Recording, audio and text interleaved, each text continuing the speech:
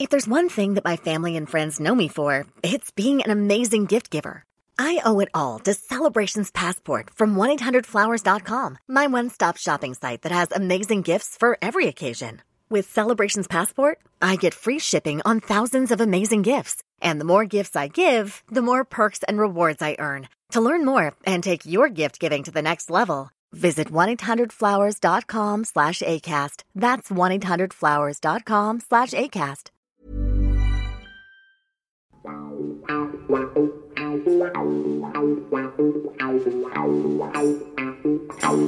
Hello, good morning, good afternoon, good evening, wherever you may be, and welcome to the MMA Show. In this month's episode, we shall preview UFC 300, Pereira versus Hill, for the light heavyweight championship of the world. This podcast is sponsored by Hatton James Legal. That's hattonjameslegal.co.uk for all your employment law needs. And Overst Events, that's overstevents.com, your event just made easier. And last but not least, we'd like to thank our producers of the podcast, which is SRBMedia, that's SRBmedia.co.uk, and head over to there for all your podcast requirements, football, music, and a bunch of other genres as well. SRBMedia. To contact the podcast, you can email the show, the MMA Show 7, the MMA Show 7 at gmail.com. Follow us on Twitter. The Twitter handle is, or X as it is now, the MMA Shower, and Facebook, Let's Talk MMA. So we're going to go through UFC 300, and we're going to preview at least 3 or 4 different fights from the main card. And I've got a guest and co-host for this episode, and that's Prip. Prip, how are you? I'm good, G. How's things with you? Thanks for having me on. Yeah, good to have you on, and I'm looking forward to this. It's probably not the main event that most people were thinking of, but it's still a very good card. Yeah, I'd agree with that. I think when it came to a point, we thought that maybe Nick Diaz and Conor McGregor would be the main event, but yeah, we'll see how it goes. I'm still sure it'll be a great card. But yeah, I think for a while it was X and then question mark Conor McGregor, question mark Conor McGregor. It was almost certain that Conor McGregor would be headlining it, but obviously that wasn't the case. But it did seem that way for a while. Yeah, as an overall card, just to give some perspective, you got Cody Garbrandt in the, I think he's in the main or one of the sort of prelims. There's Holly Holm fighting as well. There's Jim Miller, Bobby Green, Aljamain Sterling, Kelvin Keita, Jiri Prochazka. So as a card, it's absolutely stacked. But yeah, it's a very, very stacked card. But anyway, we're gonna preview 4 fights in the main card, and we're gonna start with Bo Nickel versus Cody Brundage. And the reason why we want to look at this, because Bo Nickel's getting a lot of, we can call it hype, I think. He's come from a very, outstanding, distinguished, decorated wrestling resume, and he's had I think 2 fights in the UFC professionally. I know he was on the Contender Series. His record is 5-0, but obviously in the first couple of fights they're going to give you a couple of opponents that meet your style. So what do you think of that one? Mainly focusing on Bo Nickel, really. It's obviously a lot of hype. Do you think he lives up to it? Or yeah, I mean, from his Dana White Contender Series days, he seemed to be quite exciting, very quick as well. He's very measured in his approach, which for, I'd say, a new and up-and-coming fighter is quite rare in that sense. None of his fights have gone past the first round. I think the longest fight he had was his very first fight in the UFC. I think he fought someone called Jamie Pickett, and that went about just under 3 minutes. So again, he hasn't had much time in the actual cage itself, but I just don't think his opponents have been up to his level as of yet. It doesn't seem like Cody Brundage is a difficult fight for him, if I'm being honest. I may be wrong, but from his time in the UFC, I think he's 4-4 maybe, or something like that. And I just think I don't think he has the caliber to beat Bo Nickel. They're both wrestlers, but I still think Bo Nickel will have the advantage over him. Yeah, it's a good point about the standard of opponents so far. But if you're building someone, and they do this probably more in boxing, you're going to give them feeder opponents, stylistically, skill set, etc., etc. That's a given. So I would say he is moving up a little, not a lot. Interesting, his 5 wins, and I think 2 of them are from the Contender Series. It's 2 knockouts and 3 submissions. So he's got, looks like, from what we can see so far, he's got a bit of a submission game. Now, that doesn't come through American wrestling. He will have to learn, or he does learn jiu-jitsu, because American wrestling doesn't have submission. So he's adapting well, and knockout, obviously, you need to be able to punch with a fair amount of power. Oh, yeah, definitely. I think he does show an array of skills. In that sense, he's quite well-rounded, because if you think about some of his fights, from memory, he hasn't used much of his wrestling background as much as you'd think someone with his caliber of wrestling would use. So he is well-rounded in that aspect. And like you said, 3 submissions and 1 KO, TKO from his wins, in Contender Series and UFC, shows a lot about the kind of fighter that he is, that he could just rely on his wrestling and just take people down, ground and pound, and kind of stop them that way. But he has shown his skill set quite well during the last few fights. Yeah, and I think with a prodigy and someone with this much hype, I think if he wins, maybe not just this fight, maybe another 2 fights impressively, that fighters like this do get fast tracked to the title. I think McGregor was 5 fights before he got the title, but he was obviously winning, decisively and impressively. Yeah, that is true. I mean, I guess with McGregor, that's always going to be an anomaly in terms of the hype he had around him, the fans he had around him. He had a whole country behind him, realistically. But yeah, I see the similarities between the two, because Bo Nickel is that kind of fighter that will call out anyone as well. I mean, he's called out a fair few names so far, so he's not. It seems like he's not scared to face anyone. But then on the other side, he's just calling names out for no reason, just to publicity, kind of get his own name out there. Yeah, but time will tell.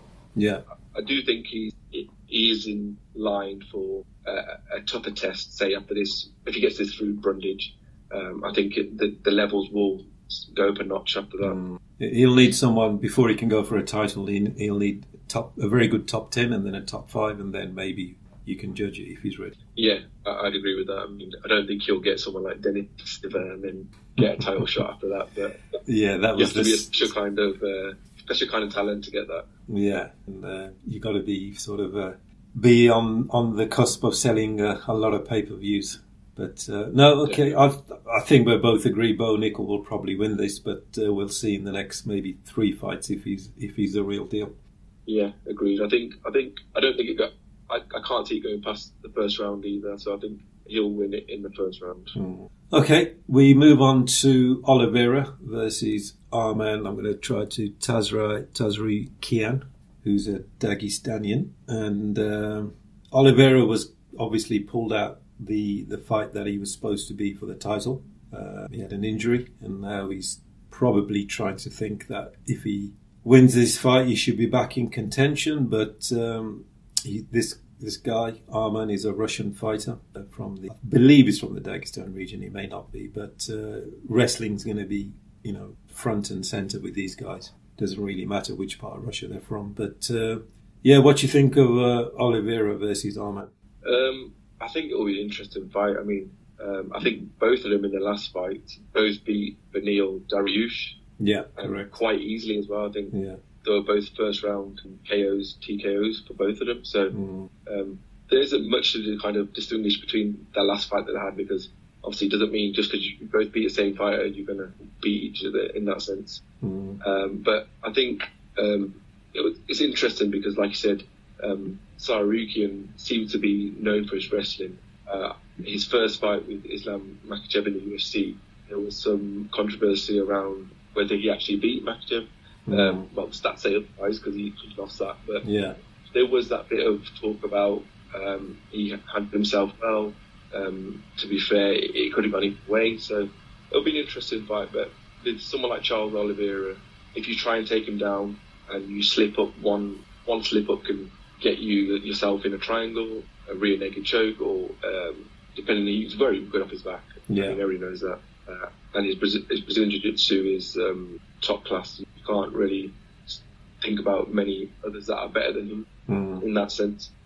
But I think it would definitely be an interesting fight from that angle. I mean, they might just stand up and just go for each other and just bang it out. Yeah. But it could just be that one of them gets hit and then it gets taken to the floor because they fall. I think it's definitely an interesting. Yeah, it's a good point about Oliveira being very an expert off his back in jiu-jitsu, submissions all round. But that, for a normal wrestler, that poses the problem that, if you take him down, unless you finish him quick, you're in danger of a triangle, armbar, whatever, off his back, Oliveira's back. So that sort of nullifies a wrestler's offense in terms of trying to take him down and ground up submissions. But with the Russian wrestlers, the Dagestani in particular, they do submission wrestling, and Makhachev beat Oliveira in their title fight in the second round with a submission. I think was it arm triangle or was it a rear naked choke? An arm triangle. Yeah, from the side. So he wasn't afraid, but Makhachev is sort of changing the game from that perspective, because when you went into a fight with Khabib, you would know that pretty much he's going to take you down, even though he fancied himself in the stand-up. He thought he was a bit of a boxer, and he did knock down McGregor in their fight, to give credit. But he wasn't really a polished stand-up. But Makhachev, he finished Volkanovski in his last fight with a head kick. So maybe Makhachev is trying to bring that level up where, we're not just take you to the ground, submit you, hold you for 5 minutes, 4 minutes, 4.5 minutes of the round or whatever. There's now a real stand-up contender, contention.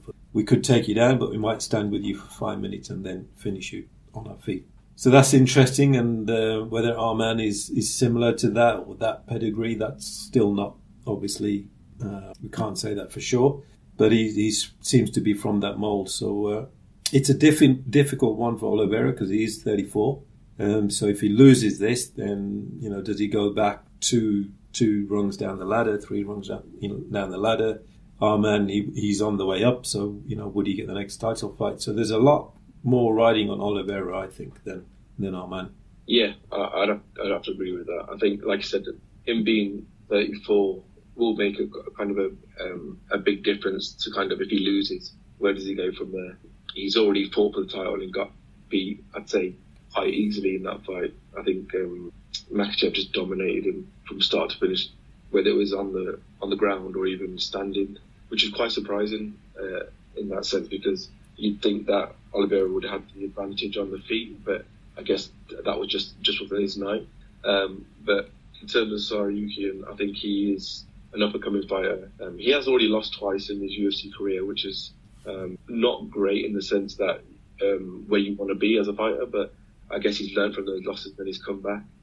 His last loss was against, I think his name is Gamrot. Yeah, Gamrot. Yeah. Mateus. That's it, yeah, Mateus Gamrot. And he last fought a couple of weeks ago in March, and he beat Rafael dos Anjos. So, again, it's not a bad resume for him himself.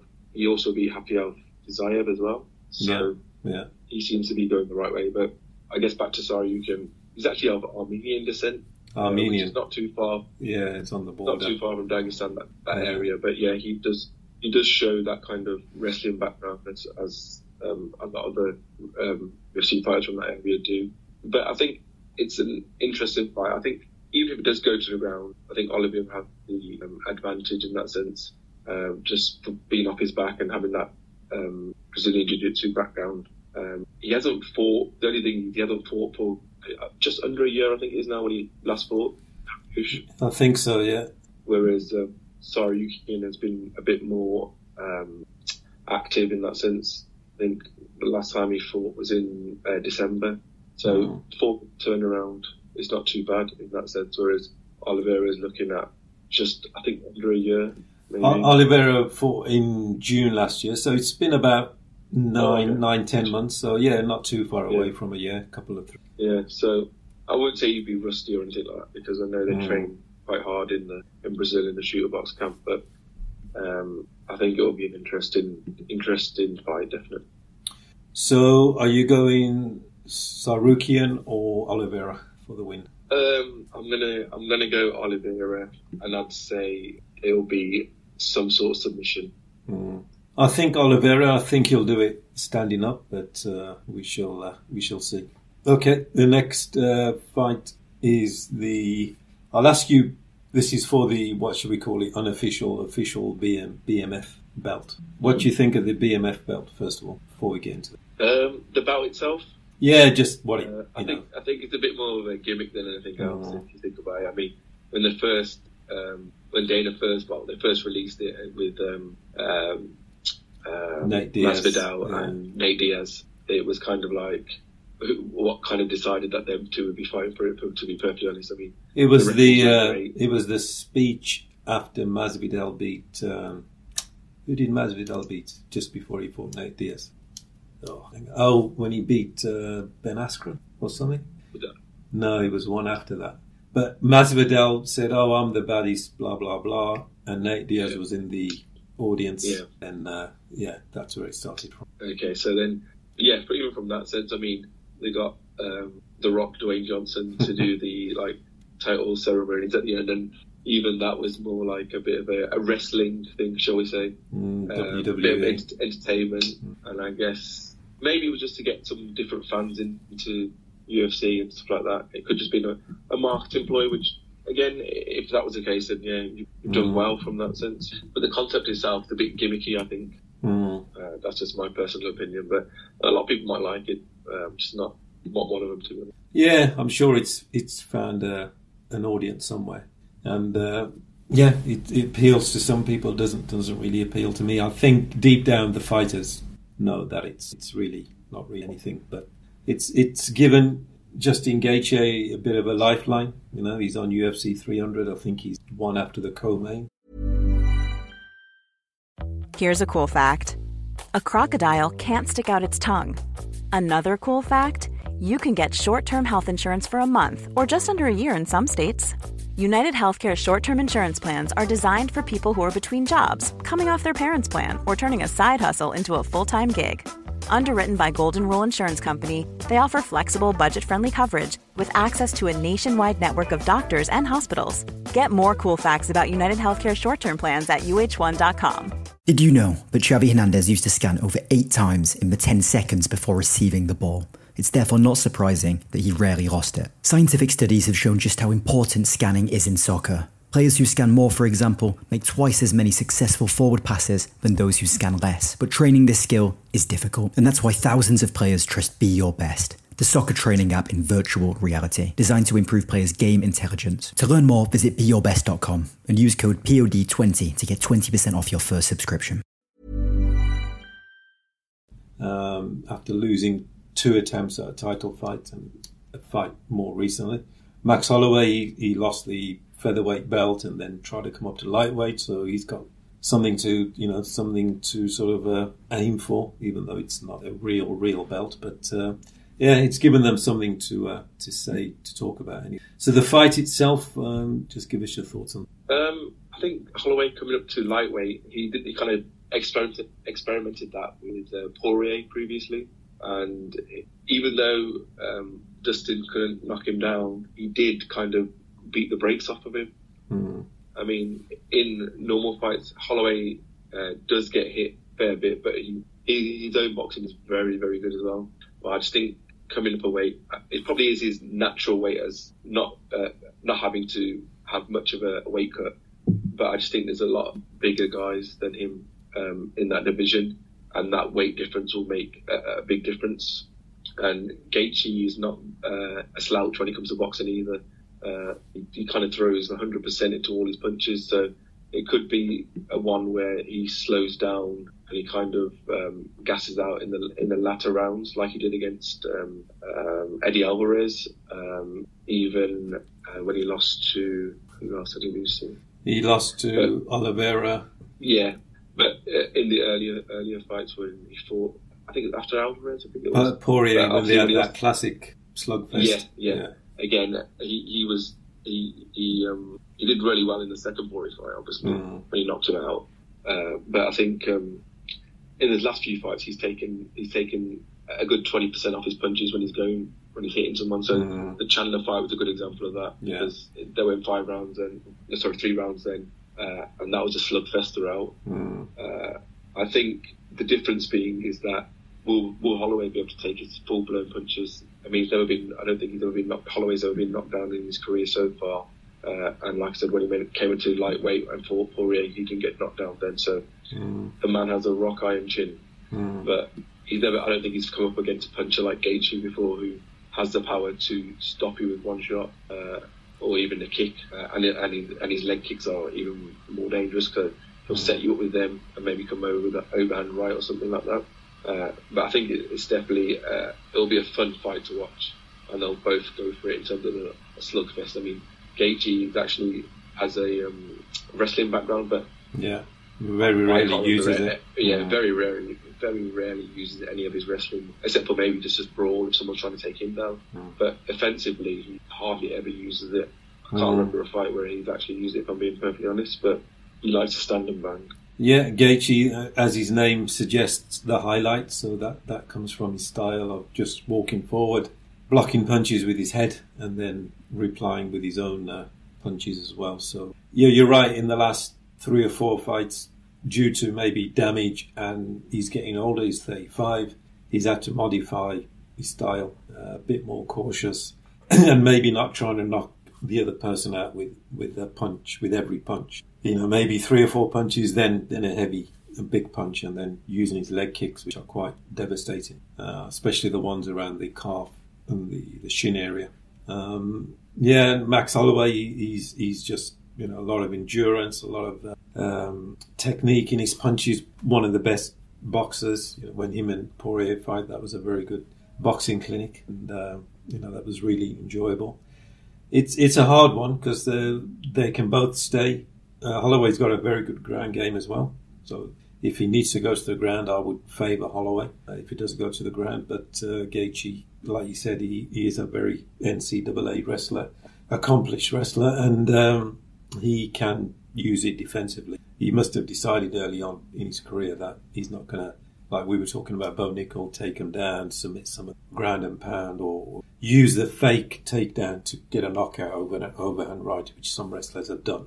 But Gaethje has decided maybe he must have got a lot of success from his punches early on and thought, this works, why change it? And I think Gaethje came from PFL, from memory. He had a really good run.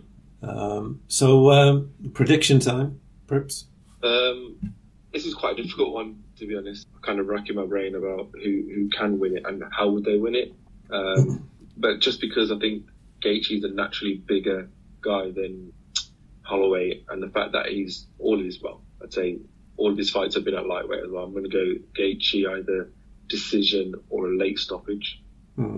Yeah, I'm going to agree with you there. I think because of the weight factor, that Gaethje's been fighting at lightweight longer, and he's probably, although Holloway apparently walks around at 165 or 170, but he hasn't cut weight that much to get to lightweight, so that may favour him.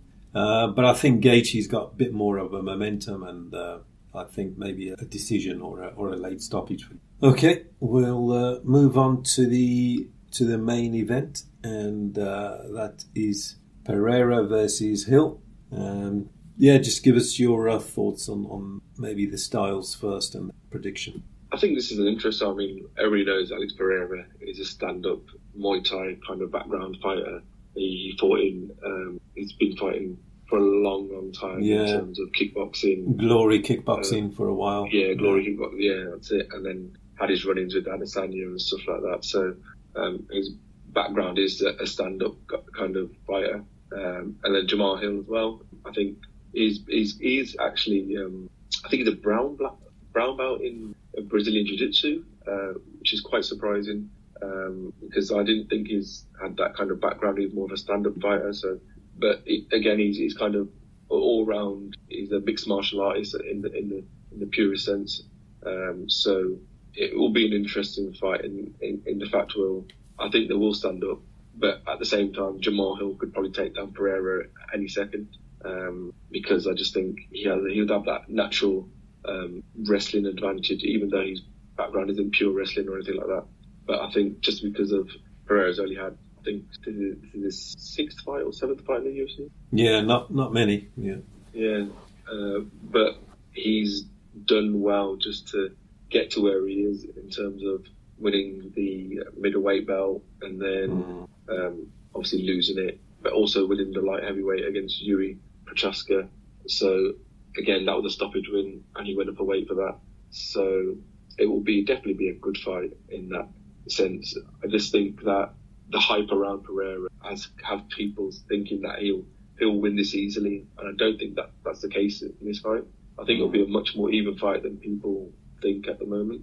Because Hill is coming back from an injury. He had quite a bad injury. Yeah, I don't know if it was a knee injury or something like that. Yeah, because he had to relinquish the belt, same as Prochaska did 2 years ago. It's like the curse of the light heavyweight belt. But Pereira, I think the reason why it's hard to bet against him, because he came from glory, and I think the 4th fight he beat Adesanya for the belt, with the 4th fight in, 5th fight in the UFC, and obviously next fight he lost. And then if this is his 7th fight in the UFC, or the last one, then he won the light heavyweight belt. So he may be one of those people that just, for the real big events, he just turns it on, turns up, and goes home with the gold. Yeah, I mean, that could well be the case. He's not Muay Thai, he's a kickboxer. I did say Muay Thai earlier, but he's not obviously, he's a kickboxer. But he does have that kind of awkward, he's quite upright when he fights, which is quite strange. It is very much a kickboxing stance. Yeah, and his chin is out. Yeah. Yes, he's always kind of up in the air, which is, again, it's kind of there to be hit. And maybe it's one to kind of entice fighters in, just to kind of get them off, and then he could hit them on the back foot or counter them. But yeah, he does have a very upright stance. So he's there to be hit if someone is brave enough to kind of go in the box with him and kind of have that kind of hand combat, shall we say. But I think Jamal Hill is a very clever fighter in terms of the way he kind of breaks down his opponents and then strike when he can. When he beat Glover Teixeira in his last fight, he kind of dominated the fight, which was quite surprising again. Nobody thought... I know Teixeira is an old guy. I think he was about, 42, 44, something like that. Yeah. So, I mean, Jamal Hill's 32, so obviously he has the youth on his side, but he did kind of dominate him from start to finish. And he kind of... There's that gif or that video of him where they pour water on his head and all blood runs down his face, and none of that blood was his own, it was all Teixeira's, so it kind of gave him a bit of a cult following just from that itself. But I think he's a really good fighter. I think he's only lost once in the UFC to Paul Craig, I think it was. Yeah. So I do think he has the advantage coming into this fight, if I'm being honest. Yeah, you're right. Good point about Hill. He's a cerebral fighter, so he reminds me a bit of John Jones, that they think about the opponent and they adjust their style to match how they think they're going to beat the opponent. So that's going to be there. So Pereira, if he waits for people to come in or get close, and then he can unleash his power bombs, maybe Hill will be more cautious and stylistic, and pick his moments rather than trying to finish quickly. And that would probably mean, or could mean, that the fight could go 3rd, 4th, or maybe the distance in terms of rounds. So it's definitely an interesting matchup. Yeah, I'd have to agree with you. And I think from Pereira's last fight, he does kind of take a round or a round and a half off when it comes to the 3rd and the 4th, and kind of gets his breath back. So his cardio could be put into question, especially if Jamal Hill takes him down. And we've seen him taken down before. I think Adesanya took him down very easily in the first fight, and I wouldn't say he struggled to get back up, but it wasn't something very easy. It wasn't natural to Pereira. Yeah, it wasn't natural to Pereira to be taken down and trying to get back up. Obviously, he's been kickboxing for 20 years. Yeah, exactly. And it's not as if Jamal Hill would be worried about any jiu-jitsu coming back from Pereira, because he hasn't got that caliber of jiu-jitsu skills, shall we say. I mean, he's been working with Teixeira for a fair while now, and even so, Jamal Hill's taken Levi Teixeira down as well, so he wasn't worried about that in that sense. I think the advantage lies with Jamal Hill. I think it's his to lose, if I'm being honest. He's a naturally bigger guy, I'd say. Although Pereira is a big guy, and the way he used to cut to middleweight, I don't know how he used to do it, if I'm being honest. So, some people say he walks around at 220, 230, so how did he get to 185? Yeah, it's a mystery. Yeah. So I think Jamal Hill is that, like I said before, he's that type of fighter that will study his opponents, who'll kind of figure out their weak spots and then exploit it as much as he can. And for Pereira, that will be taking him down, maybe just smothering his work, and then quickly taking him down again and just keeping him down. Yeah. And it might be that it's a boring fight in the sense that there's not much stand-up, but there'll be a lot of technical aspects of the fight on the ground and keeping Pereira down and just kind of wearing him out. Yeah. Okay, it's decision time, so it looks like you're going to go for Hill. Yeah, I'm going to say Hill, and I'd say either a decision or third or fourth round stoppage. So it looks like you're covering all your bases. Yeah, just not the fifth round. He's going to win. Yeah, I'd still say Jamal Hill. Yeah. I agree that on paper Hill, he's fighting light heavyweight. He's got more of a all-round skill set, but I think Pereira can. I think the biggest carrot for Pereira is that if he wins this, he may entice Adesanya to come up to light heavyweight, and that would be a mega box pay-per-view. But Hill is a formidable opponent. He was the champion through injury. He wasn't the champion, so no fault of his own. So it's going to be a close one. I'm on the fence with this one. I'm going to go with Pereira for now, but I can easily see Hill winning it. So I'm not going to say that with 100% assurance. So yeah, I'll go for Pereira, and you're going for Hill.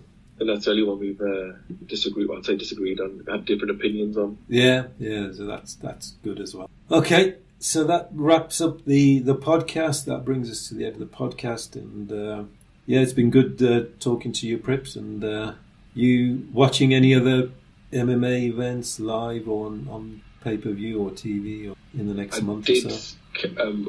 Should be watching UFC 300, to be honest. I mean, just for kind of the spectacle of what it will be, it should be a good fight. And like I said, the fights on there are going to be interesting fights, so hopefully get to catch it live. The last one I watched was 299.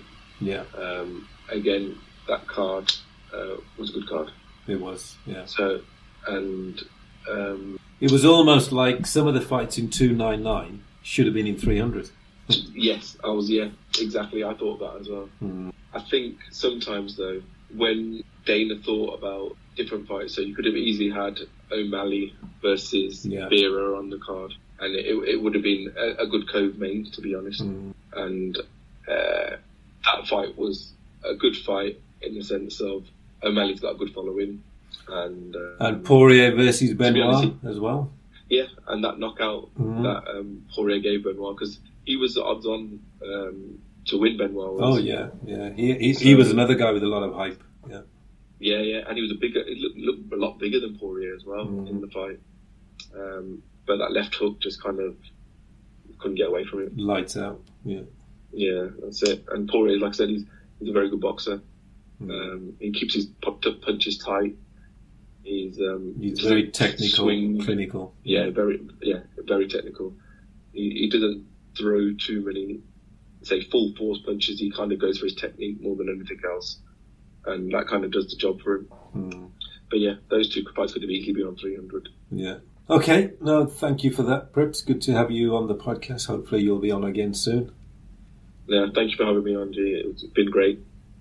So this has been the MMA Shower, sponsored by hattonjameslegal.co.uk and overstevents.com, and produced by SRBMedia.co.uk. Thank you for listening, and wherever you may be, good morning, afternoon, evening, and have a safe UFC 300. Thank you.